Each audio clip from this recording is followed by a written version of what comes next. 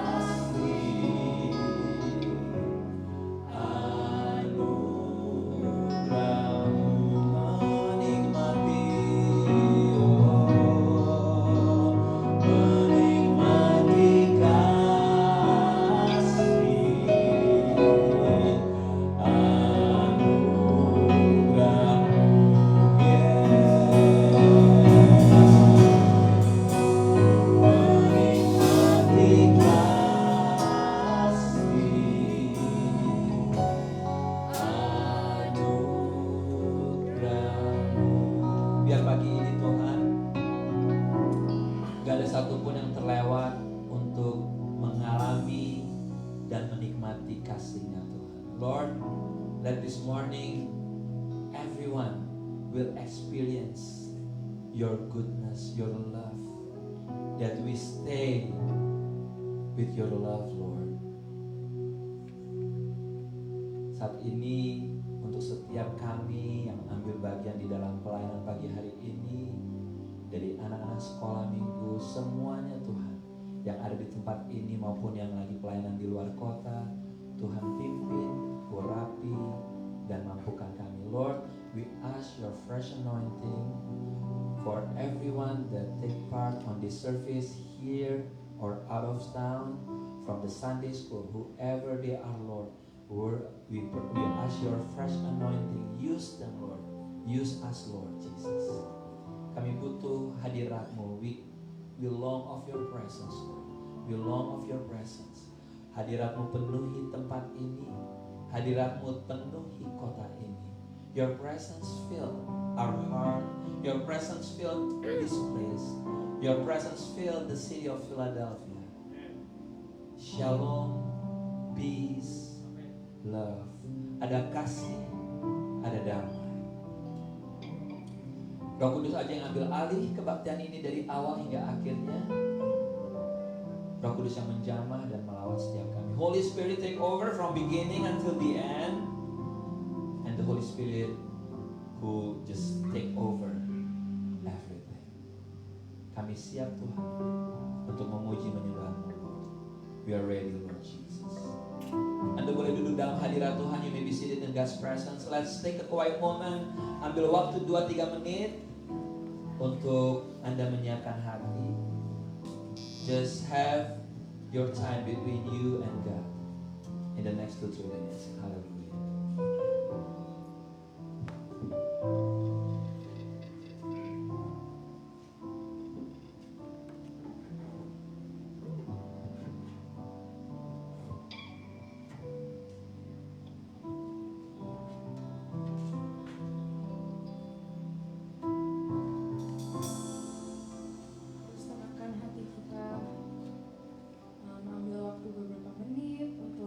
Merasakan hadirat Tuhan dalam kami hari ini.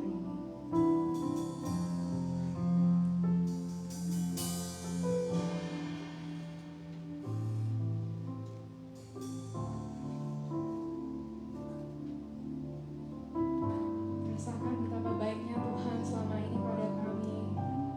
Beberapa minggu ini bila ada masalah, bila ada penyakit Tuhan, tapi Tuhan selalu ada bersama kami. Ingat itu, apapun masalah kami bisa terus berjalan sama Tuhan. Rasakan Tuhan ada di hadirat kami. Walaupun ada bencana, walaupun ada something yang gak enak di dalam hidup kami, di situ Tuhan mau kita belajar. Pikirkan apa yang Tuhan mau bentuk dalam hidup kami. Bagian mana yang harus kita revisi lagi, bagian mana yang harus kita pikirkan lagi dan kita perbaiki dalam masalah-masalah kedepannya yang akan datang. Tapi kami bisa menjalannya dengan lebih baik. Ingat kalau Tuhan selalu setia, Tuhan selalu ada bersama-sama kami. Mari kita nyanyikan Bapa Kau Setia.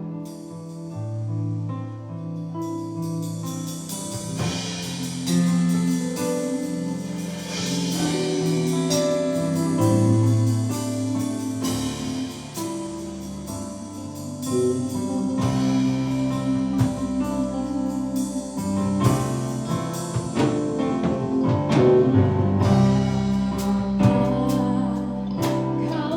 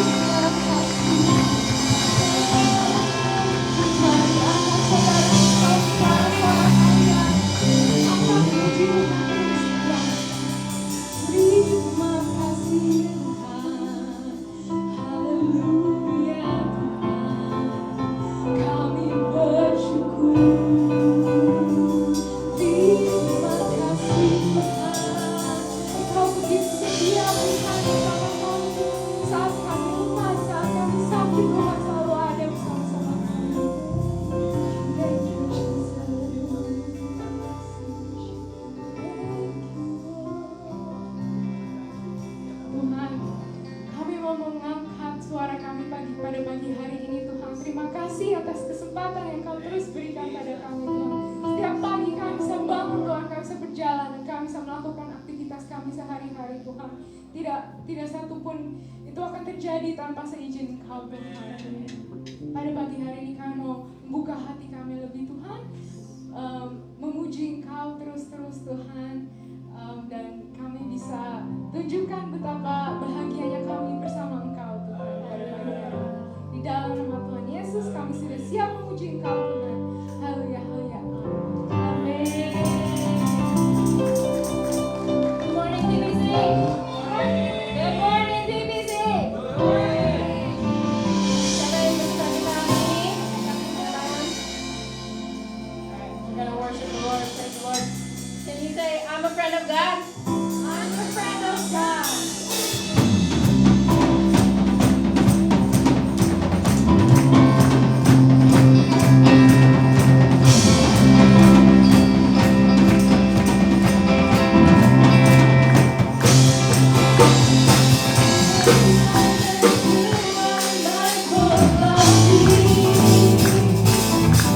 You need when I call.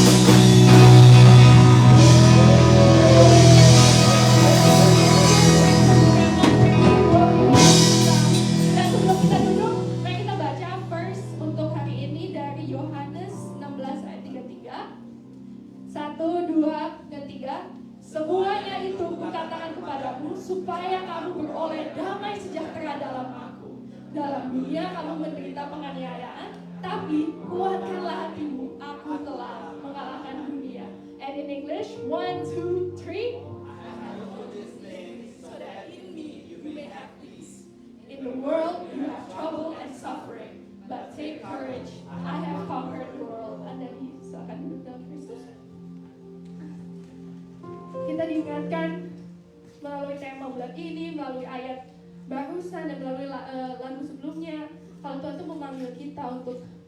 lebih ke sisi yang lain, dan kadang-kadang sisi yang lain tuh gak enak. Kadang-kadang itu kita uncertain, nggak tahu gitu. Kalau misalnya Tuhan memanggil kita keluar dari comfort zone kita, tapi kita percaya kalau semua rencana Tuhan itu nggak mencelakakan kita.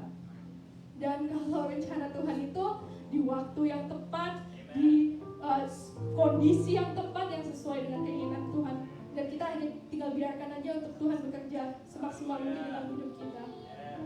So sambil kita mau menyanyikan lagu ini, mari kita renungkan benar-benar kalau kadang-kadang kita sering doa dan minta sama Tuhan, tapi Tuhan belum jawab, mungkin karena memang belum waktunya, saudara-saudara. Dan kita percaya kalau misalkan Tuhan yang akan menjawab doa-doa kita pada waktu yang tepat, dan itu akan lebih dari yang Tuhan harapkan, lebih dari yang kita doakan. Kadang-kadang Tuhan bisa kasih ke kita.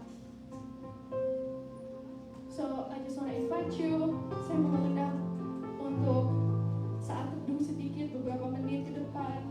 Just take a quiet moment and just think. Dan biarkan Roh Kudus hadir di dalam hati Anda. Let the Holy Spirit walk with you in this place.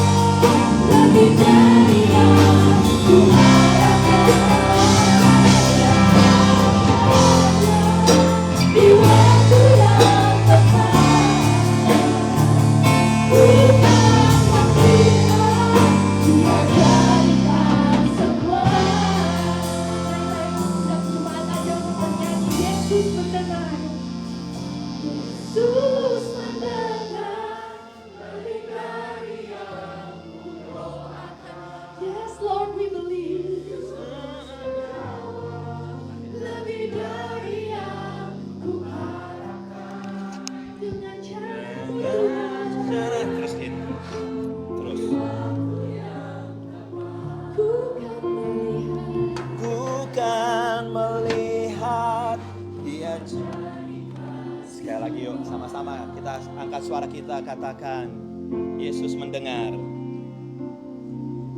Yesus mendengar. Angkat tangan kita, saudaraku. Yesus menjawab lebih dari yang ku harapkan. Dengan caranya Di waktu yang tepat, ku kan melihat Dia jadikan semua. Haleluya. Yesus mendengar lebih dari yang ku doakan. Yesus menjawab lebih dari yang ku harapkan. Dengan caranya di waktu yang tepat, bukan melihat Dia jadikan semua. Bukan melihat Dia jadikan semua. Bukan melihat Dia jadikan semua. Yang percaya tepuk tangan untuk Dia buatkan kita, Yesus hidup. Great is our God. Sing with me, how great is our God. And all will sing, how great is our God. How great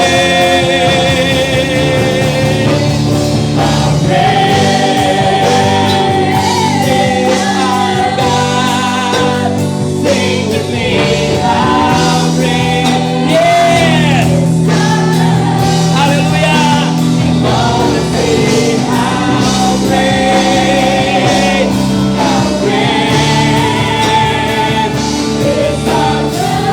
name above all names.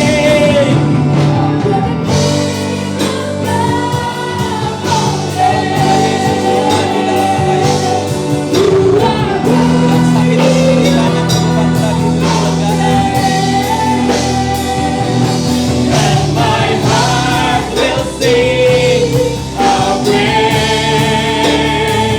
is our God. Name above all names.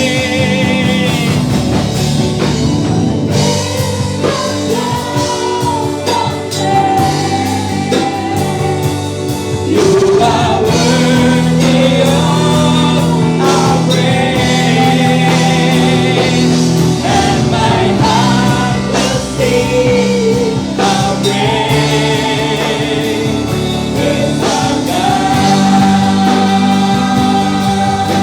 Semua gereja Tuhan katanya, how great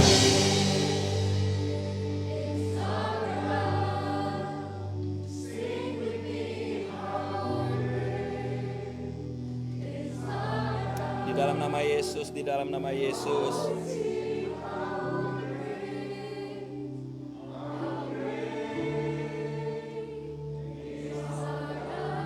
One more time, church, sing it. How great is our God. How great is our God. Sing with me, how great is our God.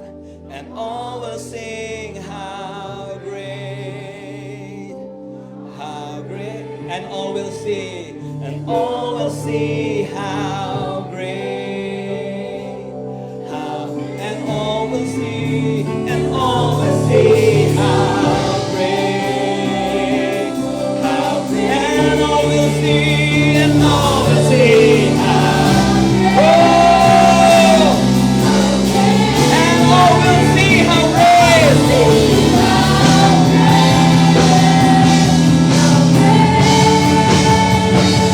Is our God.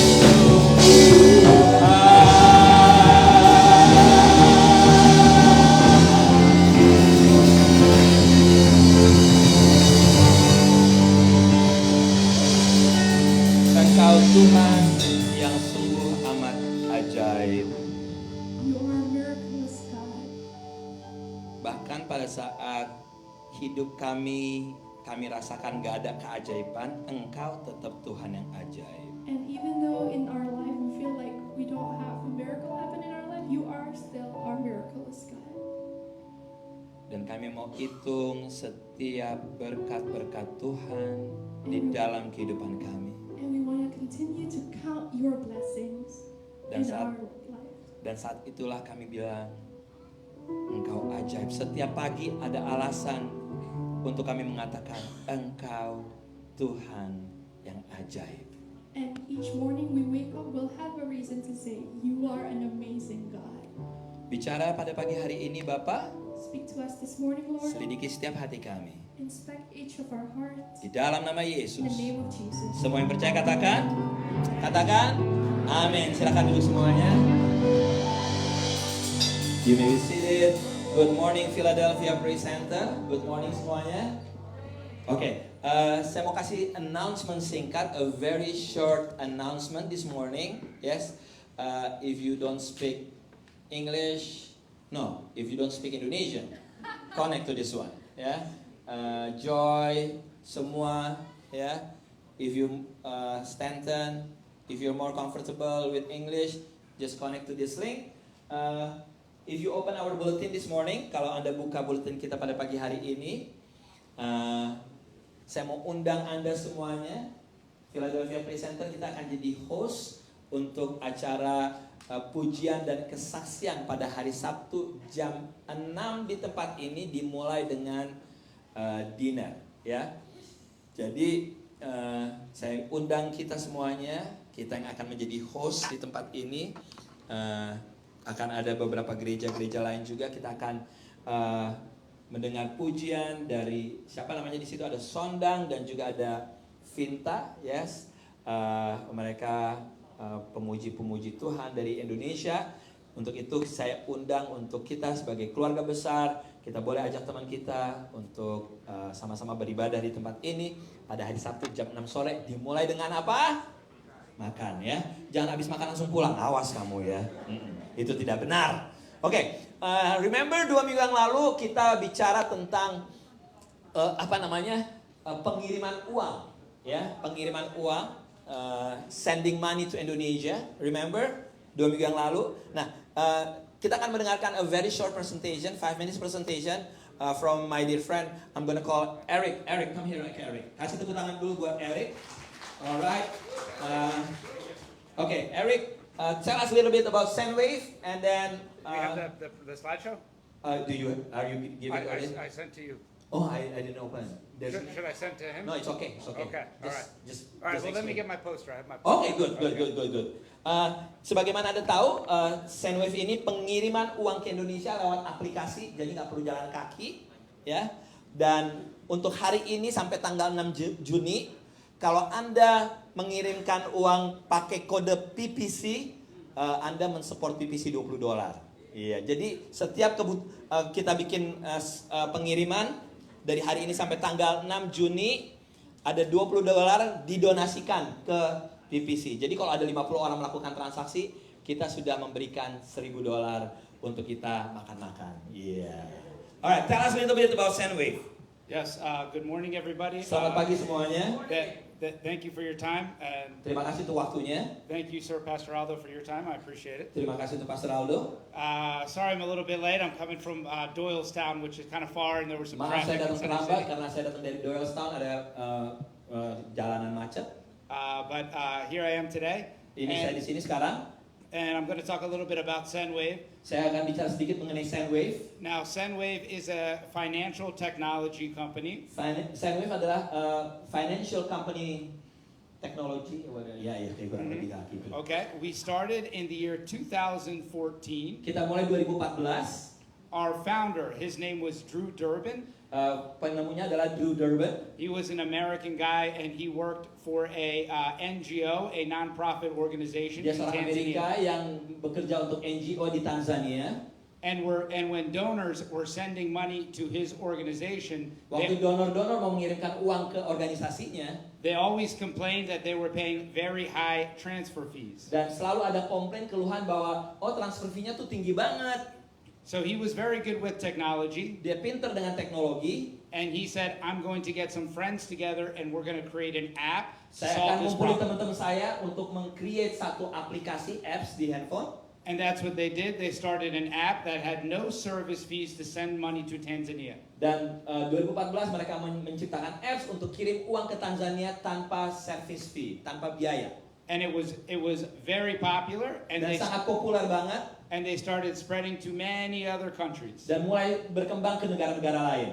And right now it's 2022.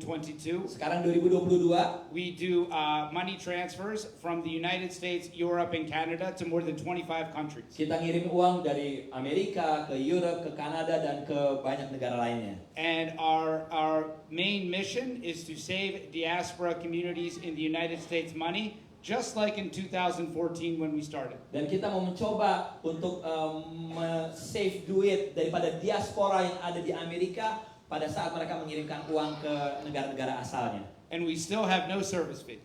Dan tetap kita nggak ada biaya service. So we work through an app, and the app can be found on the Google Play Store and on the Apple App Store. Jadi sistemnya kita pakai handphone, pakai aplikasi. Aplikasinya bisa ke Google Play atau nggak ke App Store. And the sender needs to link up their bank account, their debit account. Jadi pada saat kita nanti udah download aplikasinya, kita masukin bank account kita. And the receiver receives in their bank account in Indonesia or their mobile wallet. Juga kita masukin data informasi bank penerima yang ada di Indonesia. We work with more than 130 banks in Indonesia, Kita bekerja dengan 130 bank di Indonesia, all the major banks, major bank semuanya. and we are currently the cheapest on the market. Dan saat ini kita yang paling murah di pasaran. Now, a lot of people use Wise, a lot of people use MoneyGram. Banyak orang menggunakan Wise atau MoneyGram. And I did research yesterday. I had it in a presentation, all that presentation shows is that we are cheaper as of yesterday than all of those competitions. Secara kemarin saya cek perusahaan kami tetap yang paling murah dibanding company-company yang lainnya. And if you do use the app, and if you have any issues or any questions, you can talk to me. Pastor Aldo will send my phone number, and I'll resolve the problem for you. Kalau Anda ada masalah-masalah bisa hubungin dia, atau mungkin lewat saya atau langsung ke dia. It's correct, no? You know Yes. personally, yes? Yes. And today, if you use the promo code Pada saat Anda menggunakan promo code, which is what?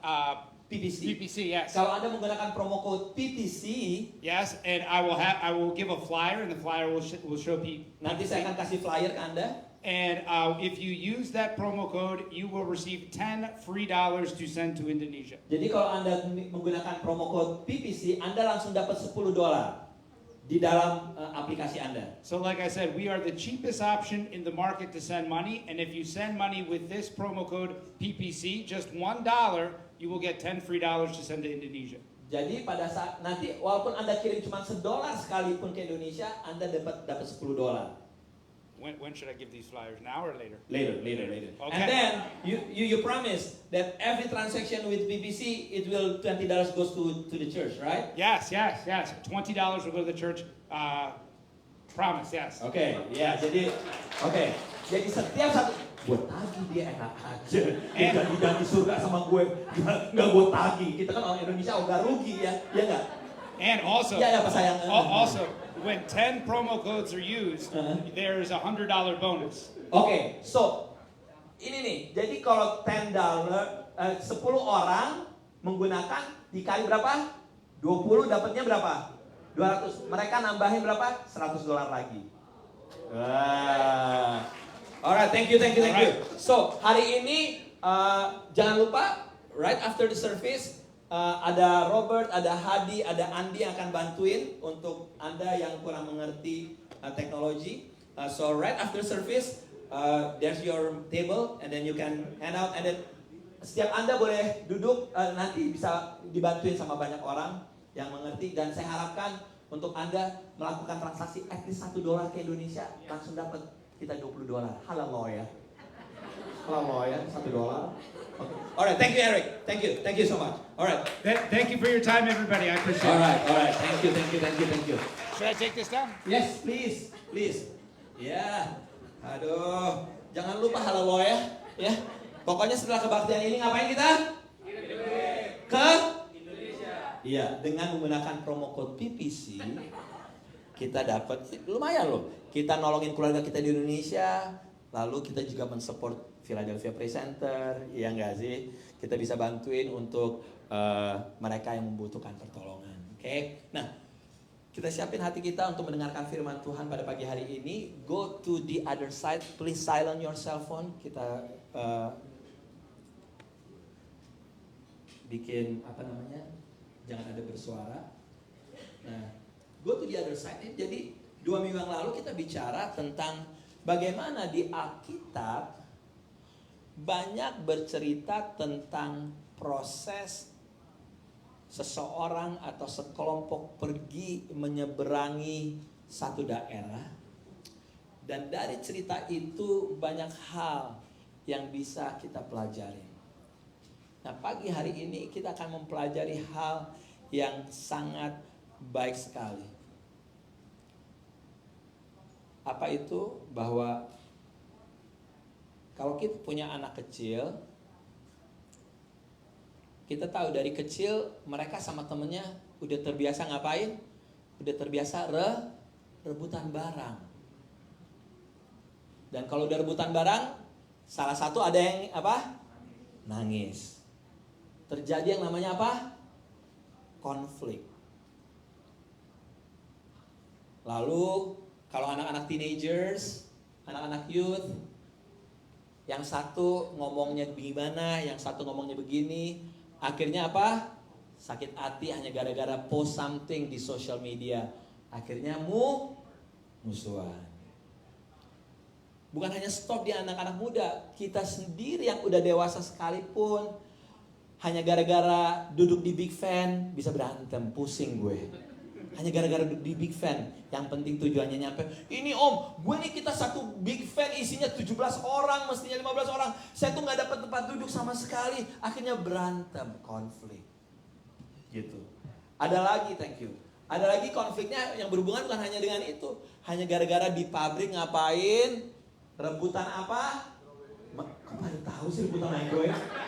Udah pernah pengalaman ya? Pada rebutan microwave ya? Ternyata Anda dan saya sama. Hanya gara-gara rebutan microwave berantem. Terjadi konflik. Kalau hanya gara-gara rebutan microwave, gampang. Tinggal ngapain? Bawa microwave sendiri. Jangan kasih orang lain. Colokin selesai tuh gitu udah simpan, ini punya gue. Iya enggak? Nah, hal-hal seperti itu. Nah, itu skalanya skala kecil, ada skala besar. Skala besar seperti apa saudaraku? Seperti sekarang ini di Ukraine dan juga di Rusia. Terjadi yang namanya apa? Terjadi yang namanya perang. Konflik terjadi di mana-mana. Dan di dalam setiap konflik apapun itu juga selalu ada yang namanya apa? Bad guy. Selalu ada bad guy-nya. Selalu ada bad guy-nya. Di dalam kehidupan bad guy, bisa jadi orang-orang ini adalah orang-orang yang belum dimaafkan atau orang-orang yang belum bisa memaafkan hingga akhirnya dia menjadi bad guy. Pada saat dalamnya dia bolong, dalamnya dia belum full, apa yang terjadi? Dia akhirnya menyakiti hati orang lain. Sekali lagi saya katakan, kalau seseorang belum mengalami pengampunan, diampunin, dan atau dia belum bisa mengampuni seseorang, end up-nya dia menjadi bad guy. Ngapain? Nyakitin orang lain. Nah, buka bersama saya Kejadian 32. Kejadian 32.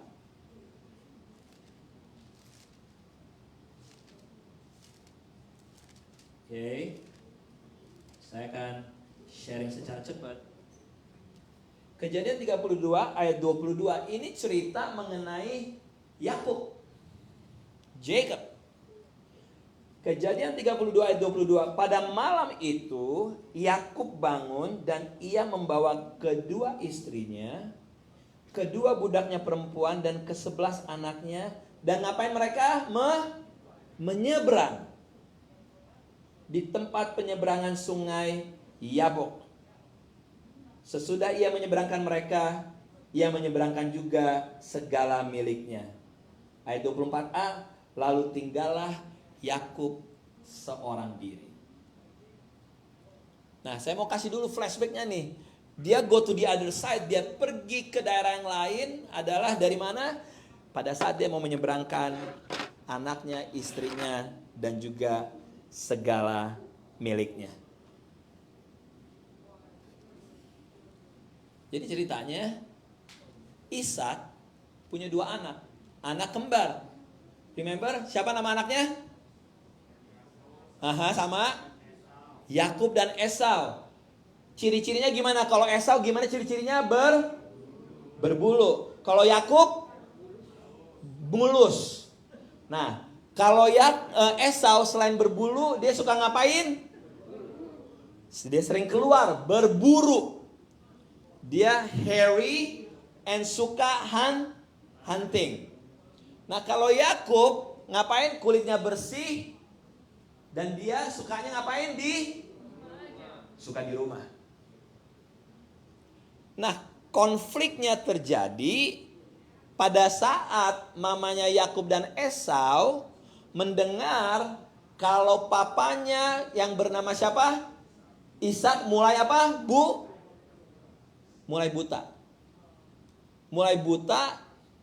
Mulai tua, dan dia ingin memberkati anaknya yang pertama yang bernama Esau. Nah, tapi ada satu kejadian sebelumnya di mana Yakub lagi di rumah, lagi bikin sup apa? Sup merah. Ternyata orang Surabaya bisa bikin sup merah itu dari Alkitab.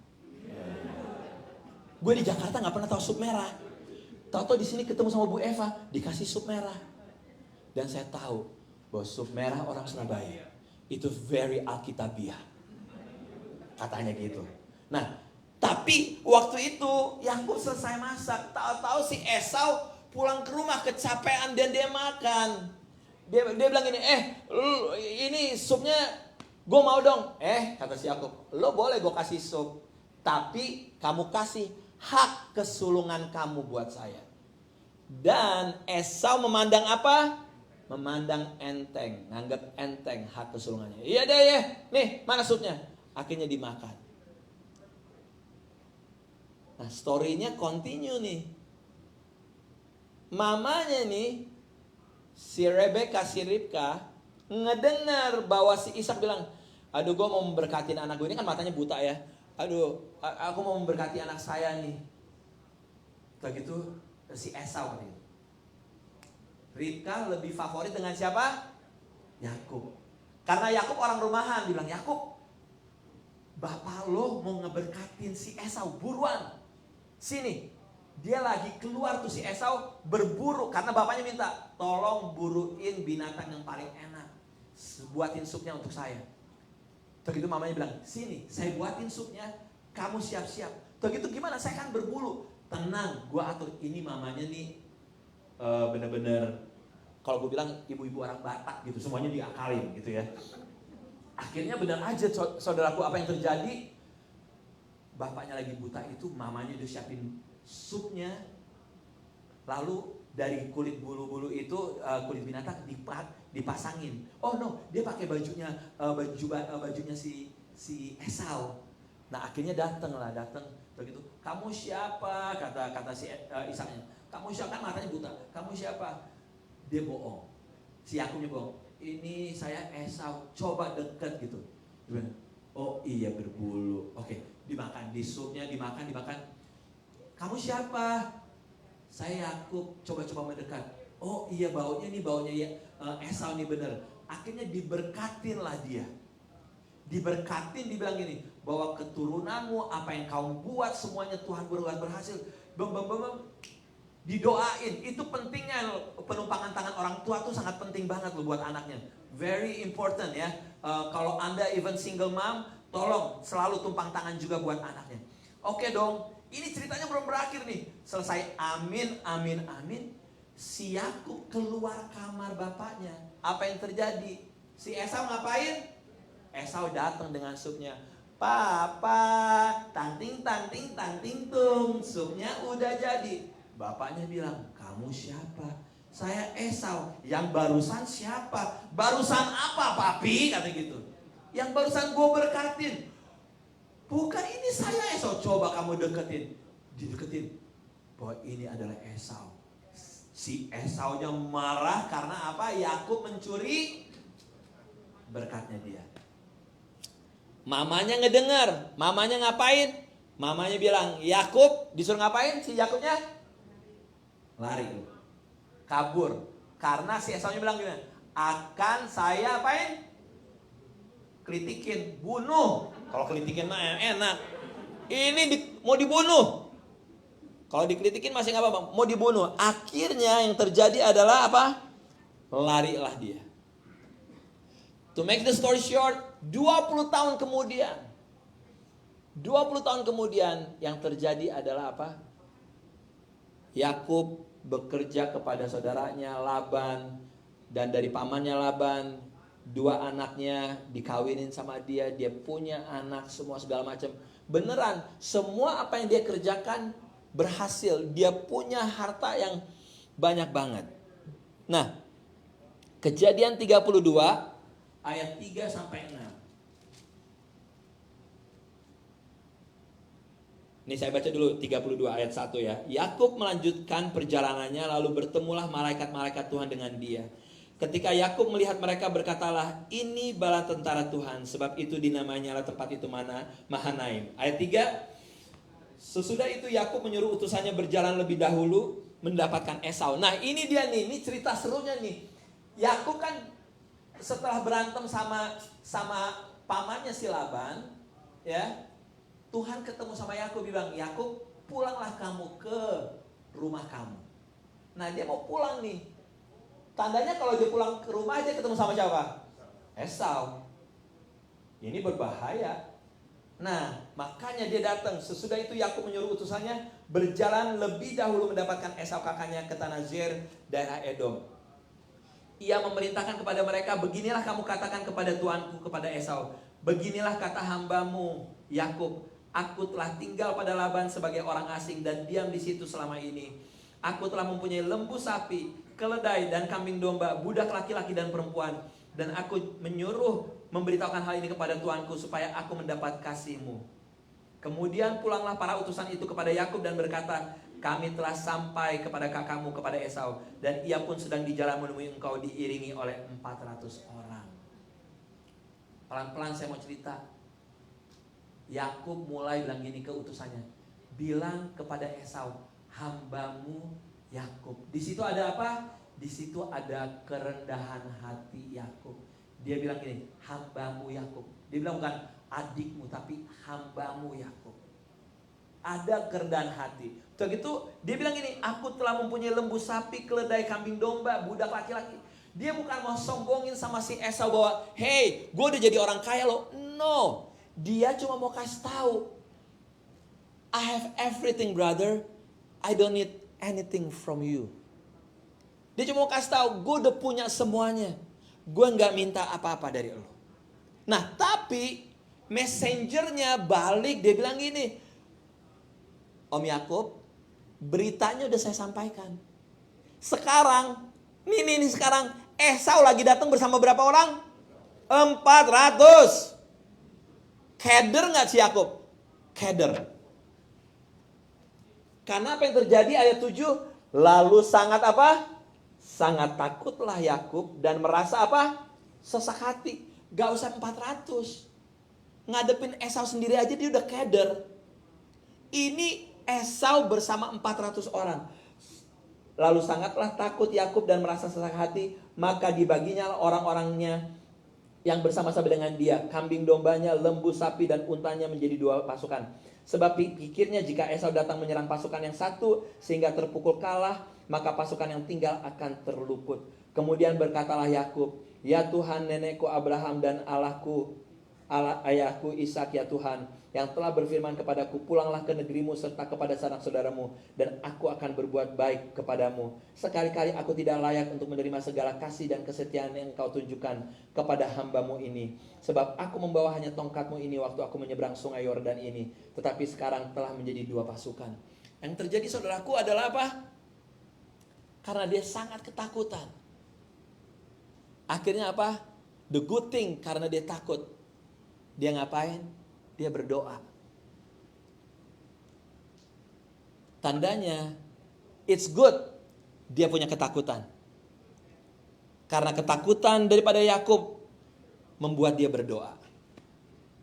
Ketakutan dari Yakub membuat dia mengevaluasi dirinya bahwa gue udah berbuat dosa, saya udah berbuat salah. Ketakutan Yakub sangat baik sekali karena membuat dia mencari janji Tuhan.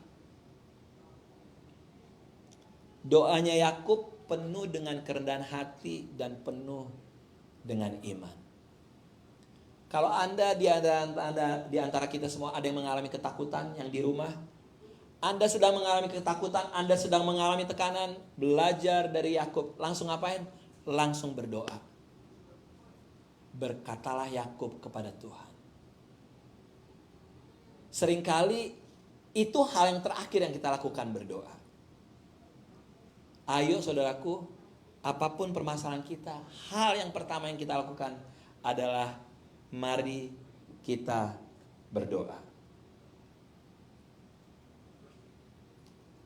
Ayat 11, lepaskanlah kiranya aku dari tangan kakakku, dari tangan Esau, sebab aku takut kepadanya, jangan-jangan ia datang membunuh aku, juga ibu-ibu dengan anaknya. Bukankah engkau telah berfirman, tentu aku akan berbuat baik kepadamu dan menjadi keturunanmu sebagai pasir di laut, yang karena banyaknya tidak dapat dihitung. Ini janji Tuhan saudaraku.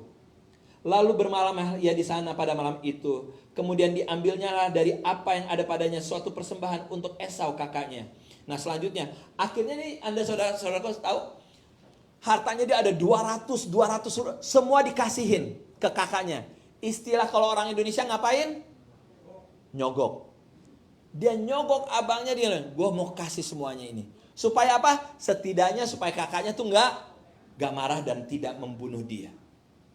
Oke? Ini ceritanya belum selesai saudara. Ini benar-benar keren banget nih. Nah. Oke. Ayat 17. Diperintahkannyalah kepada yang paling di muka, apabila Esau kakakku bertemu dengan engkau dan bertanya kepadamu, siapakah tuanmu dan kemanakah engkau pergi, dan milik siapakah ternak yang di depanmu itu? Jawablah, milik hambamu Yakub. Inilah persembahan yang dikirim kepada tuanku Esau, dan Yakub sendiri pun ada di belakang kami. Lihat, karena saking ketakutannya si Yakub, apa yang terjadi? Semuanya disuruh paling depan. Semuanya depan. Termasuk siapa? Pasukannya, istrinya, semuanya paling depan. Dia paling apa? Paling belakang. Dia ketakutan, padahal dia baru berdoa. Dia bukan berserah sama Tuhan, tapi malah menyerahkan semua hartanya kepada Yakub. Dia pakai caranya Tuhan. Seringkali sama kita orang Kristen, habis berdoa, aku berserah pada Yesus Juru Selamat, aku berserah. Itu habis doa. Pas keluar dari kamar kita berdoa, ngapain? Pakai otak kita lagi, bukan pakai iman kita. Sama, Yakub nih manusiawi banget. Sama kayak kita. Dia berdoa kepada Tuhan, tapi dia masih pakai caranya sendiri, bukan pakai caranya Tuhan.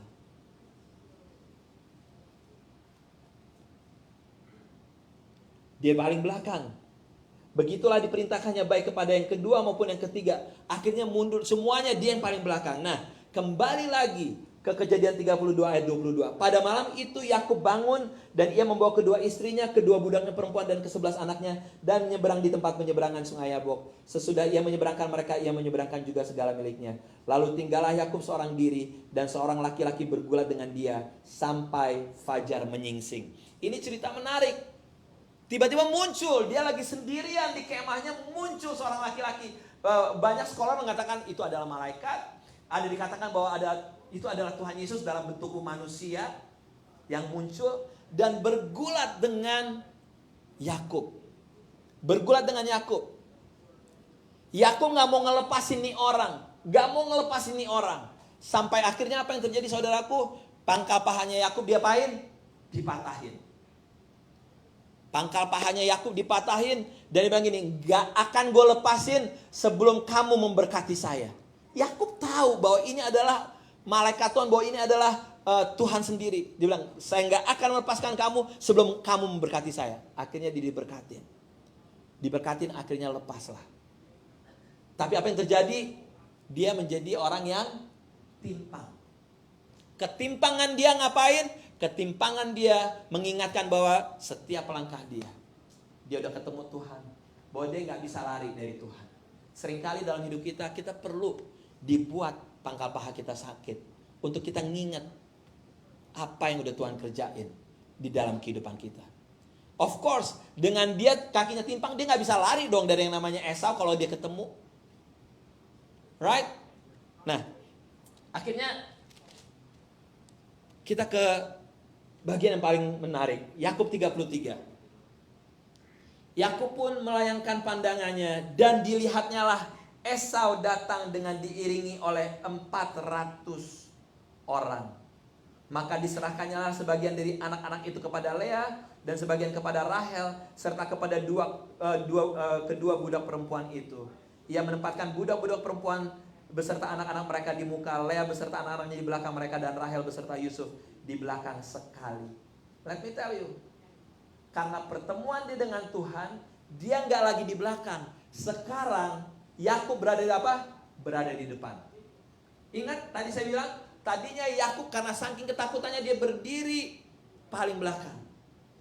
Setelah ketemu Tuhan, dia yang paling depan. Dan dia melihat Esau datang. Ayat 3, dan ia sendiri berjalan di depan mereka, dan ia sujud sampai ke tanah 7 kali hingga sampai ke dekat kakaknya itu. Dia ngeliat, coba kita sama-sama ngebayangin bahwa dia udah buat salah 20 tahun, hatinya gundah gulana karena dia pernah buat salah. 20 tahun hidupnya gak tenang, saudaraku. Can you imagine? Mungkin ada di antara Anda yang pernah berbuat salah dan sampai sekarang belum ada rekonsiliasi. Saya mau kasih tahu, ini terjadi dengan yang namanya Yakub. 20 tahun dia gak selesai masalahnya, dan dia ngeliat, ini dia abang gue Esau. Gue udah berbuat salah. Apa yang dia lakukan? Dia merendahkan hatinya dan dia bersujud 7 kali. Bersujud ke tanah sampai 7 kali sampai ke dekat kakaknya. Kalau istilahnya tuh dia sujud begini-begini 7 kali. Kalau orang Jakarta tuh bilang, ampun bos, ampun bos, ampun. Dia mendekat. Dan pada saat dia lagi 7 kali itu, abangnya ngapain? Esaunya mendekat. Tetapi Esau berlari mendapatkan dia. Ngebayang gak nih? Anda coba bayangin lantai 1, lantai 2. Lagi gini, ampun. Anda ngedenger, duk. Aduh, itu Esau datang ke gue, mati deh gue, udah mati deh gue katanya. Bener gak? Anda harus bayangin bahwa ini nih benar-benar depressing banget nih keadaannya nih. Kalau sinetron nih, deng, mukanya difoto, mukanya di close upin, Waduh, benar-benar, oh Tuhan, aduh mati nih gue, kata si Yakub nih. Karena lari, si Esau berlari mendapatkan dia. Tapi apa yang terjadi saudaraku? Semuanya nih menjadi berubah. Ayat 4, tetapi Esau berlari mendapatkan dia, didekapnya dia, dipeluk lehernya, dan diciumnya dia, lalu bertangis-tangisanlah mereka. Kalau itu terjadi sekarang ini, tau gak apa? Orang pasti langsung videoin, iya gak? Begitu langsung postnya, Sano ya kakaknya ya, Sano ya, disakitin ya, Sano ya, kata bahasa Belandanya ya. Semua pada videoin. Dan Anda mau tahu apa yang terjadi? Setelah dia wujud gitu dan dipeluk, dicium, ngebayang gak apa yang terjadi dengan 400 pasukannya itu? Saya ngebayangin 400 pasukannya juga nangis. Yang tadinya badannya gede-gede kayak Rambo, tonton nangis. Aduh, Sano ya, Sano. Pada nangis semuanya. Itu yang terjadi saudaraku. terjadi yang namanya apa? Pemulihan. Pemulihan hubungan. Ternyata yang menarik apa? Tuhan bukan hanya bekerja di dalam hidupnya Yakub, tapi Tuhan juga bekerja di dalam hidupnya Esau. Hingga terjadi yang namanya rekonsiliasi. Apa itu rekonsiliasi? Rekonsiliasi adalah re-establish relationship. Jadi rekonsiliasi adalah membangun hubungan yang pernah rusak. Sekali lagi, rekonsiliasi, kalau kita mendengar rekonsiliasi itu adalah membangun kembali hubungan yang rusak. Ini terjadi ribuan tahun lalu, waktu manusia rusak hubungannya dengan Tuhan. Karena seorang yang bernama siapa? Adam. Ribuan tahun kemudian diutuslah Yesus. Yesus yang menjadi korban. Dan akhirnya apa? Rekonsiliasi antara Tuhan dan manusia terjadi karena pengorbanan Tuhan Yesus. Titik turning point-nya, semuanya yang namanya di dalam pundaknya Yakub semuanya berubah saat apa? Saat dia dipeluk, saat dia dicium, bertangis-tangisan. Itu titik turning point-nya. Karena apa? Dia melepaskan apa yang namanya? Pengampunan. Dan kalau Anda baca selanjutnya, dia mau ngasih hadiah-hadiah itu. Si Esau bilang, udah gak usah, saya udah cukup. Gak usah, saya udah cukup. Wow, beda banget sama zaman sekarang. Yang gak pernah bisa berkata apa? Gak bisa berkata cukup. Esau bilang, no, just take it. Just take it. Saya mau kasih tahu. Setiap konflik mengganggu hubungan kita dengan Tuhan. Hal yang pertama, Andi tolong catat. Setiap konflik itu akan mengganggu hubungan Anda dengan Tuhan. Karena firman Tuhan bilang begini, gak mungkin Anda bisa mengasihi saya yang gak kelihatan, kata Tuhan. Kalau engkau aja gak bisa mengasihi orang lain yang kelihatan. Jadi hal yang pertama saudaraku, bahwa kita gak bisa bilang ini, bohong aja gitu. Bohong aja kalau Anda bilang, gue mengasihi Tuhan, gue mengasihi Tuhan. Tapi kalau ngelihat muka dia, gue ogah. Gue gak mau deket-deket. Gak bisa, kata Tuhan. You are a liar. Jadi, setiap konflik mengganggu hubungan kita dengan Tuhan. Setiap konflik juga, yang kedua, mengganggu doa kita kepada Tuhan. Tuhan gak bisa mendengar doa kita dan Tuhan gak bisa menjawab doa kita kalau kita masih penuh dengan kebencian. Tuhan kita Tuhan yang penuh kasih dan Tuhan mau untuk kita juga mengasihi orang lain. Hal yang pertama, konflik mengganggu hubungan kita dengan Tuhan. Yang kedua, konflik mengganggu doa kita kepada Tuhan. Yang ketiga, konflik mengganggu kebahagiaan dan kesehatan kita. Banyak orang yang sakit diperiksa dokter semuanya, you're okay, tapi kok saya sakit? You're okay, tapi sakit. Hingga ketemu sama hamba Tuhan bilang, hey, kamu punya kepahitan ya? Kamu belum bisa mengampuni si A ya? Atau kamu ada masalah apa dengan seseorang? Iya nih, saya gini. Coba lepasin pengampunan. Pada saat dia melepaskan pengampunan, apa yang terjadi? Hidupnya sehat. Yes, konflik bisa membuat Anda kebahagiaannya direbut, demikian juga kesehatan Anda direbut. Ada 3 hal yang menyebabkan konflik itu tidak baik. Yang paling penting sih, konflik bisa merusak hubungan Anda dengan Tuhan. Doa Anda akan mentok aja. Mungkin selama ini Anda berdoa, kenapa ya doa gue gak dijawab Tuhan ya? Selalu kayaknya mental aja setiap doa-doa gue. Bisa jadi Anda belum mengampuni seseorang. Anda belum rekonsiliasi dengan seseorang. Saya harus mengatakan ini. Kalau Anda mau breakthrough dengan doa-doa Anda dijawab Tuhan, ayo, lepaskan pengampunan. Jadi apa yang pertama nih harus kita lakukan? Hal yang pertama yang harus kita lakukan, bahwa kita harus mengakui pada diri kita sendiri bahwa yes, gue gak suka sama si A. Gue pernah disakitin sama dia. Kita harus admit kepada diri kita sendiri bahwa saya memang sakit hati. Saya pernah disakitin sama dia. Anda gak perlu ngomong sama saya siapa. Anda yang tahu. Dan bisa jadi seperti Yakub. Bisa jadi kejadian Anda sakit hati, Anda benci sama orang itu udah 30 tahun yang lalu.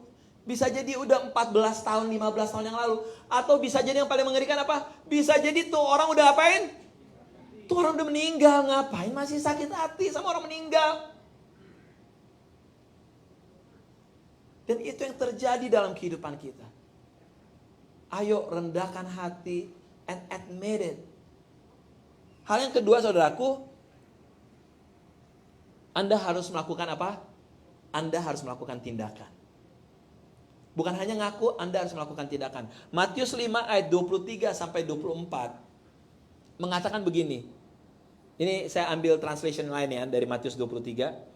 Oleh sebab itu, kalau salah seorang di antara kalian sedang mempersembahkan pemberiannya kepada Tuhan, lalu teringat bahwa ada orang yang sakit hati terhadapnya, hendaklah ia meninggalkan dahulu persembahannya itu di depan mazbah, lalu pergi berdamai dengan orang itu. Sesudah itu dapatlah ia kembali dan mempersembahkan pemberiannya itu kepada Tuhan. Ingat, bukan kita yang ingat bahwa kita nyakitin orang lain. Kata-katanya perhatiin. Lalu teringat bahwa ada orang yang sakit hati terhadapnya. Halo, sekali lagi. Bukan karena kita ingat kita pernah nyakitin orang. Enggak. Karena ada orang yang apa? Yang sakit hati terhadap kita. Jadi kalau kita bilang gini, kayaknya dia tuh actingnya beda deh sama gue. Kayaknya dia ada yang sakit hati terhadap gue deh. Dia bilang gini, persembahanmu gak penting. Jangan masukin persembahan. Selesain dulu. Lalu dikatakan firman Tuhan itu apa? Hendaklah ia meninggalkan dahulu persembahannya itu di depan mazbah, lalu pergi berdamai. Jadi apa? Setelah Anda menyadari Anda pernah berbuat salah, do the action. Anda harus mengambil inisiatif terlebih dahulu. Anda harus mengambil inisiatif. Bukan Anda nyakitin orang. Kalau Anda tahu orang lain sakit hati terhadap Anda yang harus selesaiin. Anda harus nyamperin. Salah ya gue ya. Gue pernah nyakitin lo ya. Tandanya apa? Sering-sering kita hamperin orang. Karena apa? Seringkali kata-kata kita salah. Seringkali sikap kita salah terhadap orang lain. Karena kita deal sama orang dengan berbagai background, dengan berbagai karakter. Ada yang badannya besar banget, seperti Rambo, tapi hatinya sangat sensitif, seperti Rinto. Iya enggak? Jadi ada orang yang kelihatan ringkih, tapi dia tough. Lo mau ngomong apa aja masuk kuping kiri keluar kuping kanan bagi gue. Tandanya kalau kita mau masukin persembahan dan kita teringat ada orang yang sakit hati terhadap kita, samperin. Jos, gue pernah buat salah ya Jos ya. Sorry. Nathan, gue pernah buat salah ya. Sering-sering kita minta maaf terhadap orang lain. Nah, yang ketiga selain kita do the action adalah kita minta hikmat Tuhan. Minta hikmat Tuhan untuk ngapain? Untuk kapan berbicaranya, bagaimana berbicaranya. Kita minta hikmat Tuhan. Karena kalau kita punya intens yang baik tapi kata-kata kita salah, akhirnya salah. Kita pengen minta maaf tapi nada kita tinggi. Gue sorry ya, gue emang salah dan gue emang orangnya begini. Ya tuh orang bukan minta maaf kali itu. Itu ngajakin berantem lebih besar. Iya enggak? Nah, di dalam Yakobus 1 ayat 5 dibilang gini, Yakobus 1 ayat 5. Namun kalau kamu merasa kekurangan hikmat saat mengalami ujian, mintalah kepada Tuhan. Dia sangat murah hati kepada semua orang dan tidak pernah marah kalau kita meminta hikmat kepadanya. Karena itu mintalah, maka hikmat yang kamu perlukan akan diberikan kepadamu. Jadi pertama kita admit it, Tuhan, aku pernah buat salah. Aku mau menyelesaikan. Lalu yang kedua, kita ambil action. Sebelum kita ambil action, kita minta hikmat sama Tuhan di dalam bagaimana kita berbicara. Nah, yang terakhir saudaraku yang paling penting, apapun hasilnya dari pertemuan Anda dengan orang tersebut, bukan urusan Anda lagi. Selama Anda udah datang minta maaf. Selama Anda datang udah untuk minta maaf, itu bukan urusan Anda lagi. Karena apa? Selama di dalamnya Anda udah bersih. Apa itu? Di Yakobus 4 ayat 1. Dari manakah awalnya segala perkelahian dan pertengkaran di antara kamu? Bukankah itu berasal dari keinginan-keinginanmu yang terus saja berperang di dalam dirimu untuk mendapatkan kesenangan dunia? Within you, di dalam. Jadi kalau hati kita bersih, kita udah ngomong, kita minta maaf, orang yang gak mau maafin Anda, it's okay. Yang penting Anda sudah bersih. That's their problem. Dengan kepahitannya. Jadi yang penting adalah apa? Hati kita bersih. Beresin hati kita. Dan saya mau supaya setiap kita punya pikiran yang bersih, mulut yang bersih, hati yang bersih. Kalau kita punya hati yang bersih, mulutnya pasti bersih. Kaki tangan kita jadinya bersih. Gak akan sembarangan. Kenapa ada kata-kata mulut yang kotor? Karena hatinya kotor. Kenapa kita gak bisa mengampuni orang lain? Karena hatinya belum full. Masih ada lubang. Nah, saya mau panggil pemusik maju ke depan. Selama 2 tahun lebih, selama pandemik ini, kita diajarin akan apa? Akan nilai kehidupan. Bahwa seseorang yang Anda kenal hari ini belum tentu besok hidup. Oh ya, sama dulu-dulu juga gitu. Tapi selama 2 tahun ini kita real, seluruh dunia mengalami dan merasakan hal yang sama. Saudara kita, teman kita, yang hari ini ada, besok udah lewat, gak bisa ketemu lagi. Mungkin Anda pengen, gue pengen ngobrol sama dia, pengen minta maaf. Boom, orangnya lewat. Akhirnya apa? Anda menyesali diri sendiri. I wish, coba aja waktu itu gue minta maaf. Coba aja gue ini. Dan yang terakhir, kalau kita gak bisa mengampuni orang lain, gimana Tuhan bisa mengampuni kita? Gak ada di tempat ini, termasuk saya, yang gak pernah menghadapi yang namanya konflik. Konflik dengan anggota keluarga, kakak beradik rebutan warisan, akhirnya musuhan. Ya gak? Ibu anak berantem karena pilihan hidup anaknya. Pertemanan semuanya konflik demi konflik. Pasti di antara kita gak ada satupun yang gak pernah berhadapan dengan konflik. Tapi sekarang masalahnya adalah apa?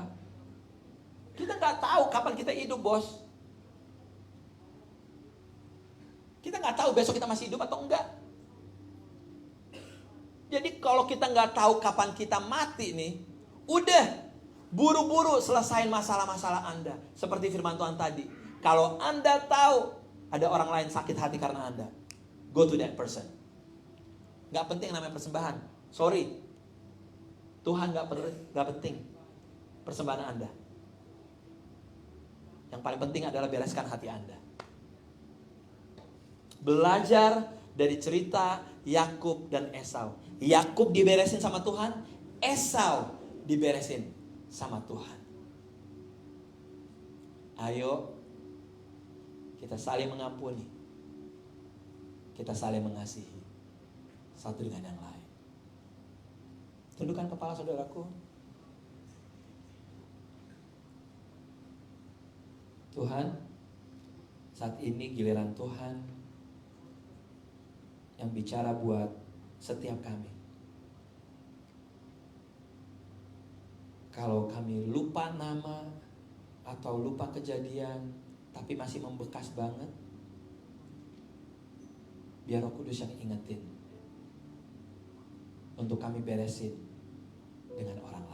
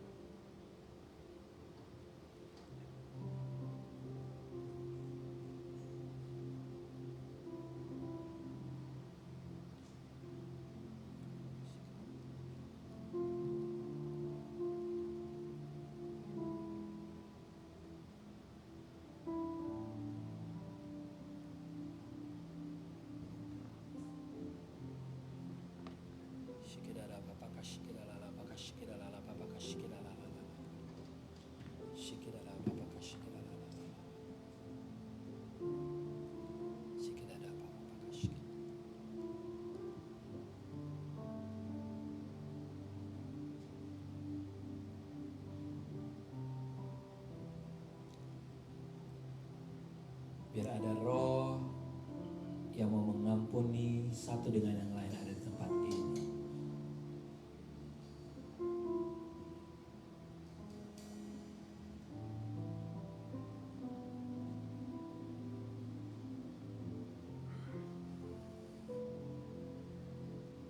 Roh Kudus kasih hikmat, kasih keberanian buat kami juga Tuhan, untuk datang kepada orang lain dengan kerendahan hati.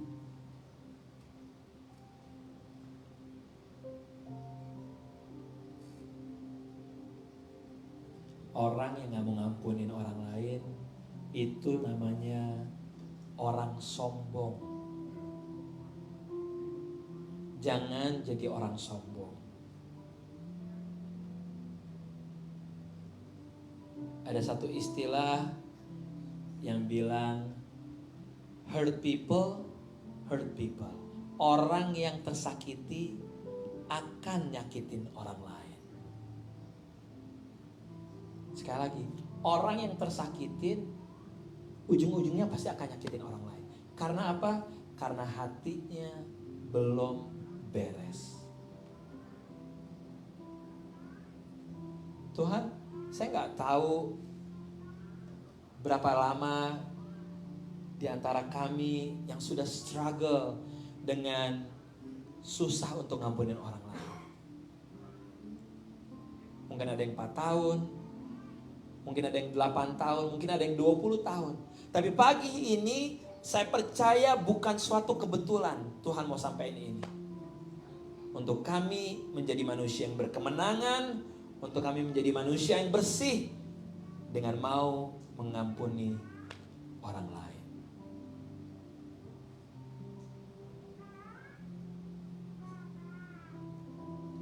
Tuhan Yesus gak bisa mengampuni kita kalau kita gak bisa mengampuni orang lain.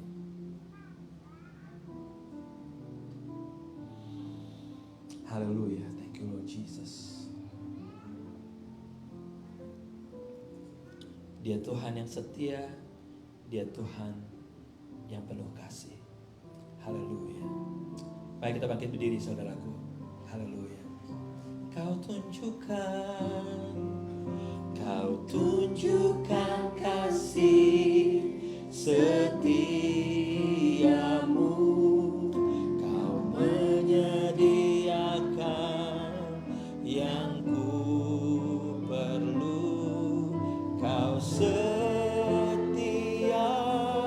kau mulia, dulu, sekarang, dan selamanya.